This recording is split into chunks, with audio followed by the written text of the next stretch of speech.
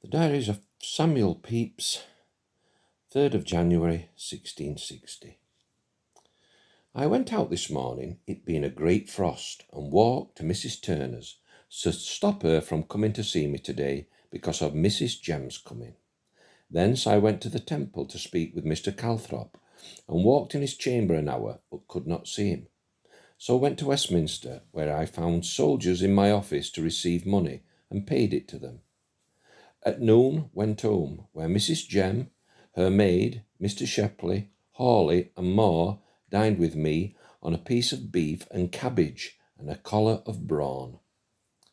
We then fell to cards till dark, and then I went home with Mrs. Jem, and meeting Mr. Hawley, got him to bear me company to Chancery Lane, where I spoke with Mr. Calthrop, who told me that Sir James Calthrop was lately dead, but that he would write to his lady that the money may be paid speedily.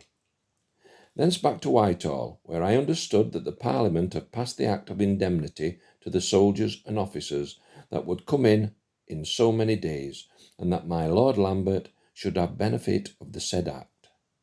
They have also voted that all vacancy in the House by the death of any of the old members shall be filled up, but those that are living shall not be called in.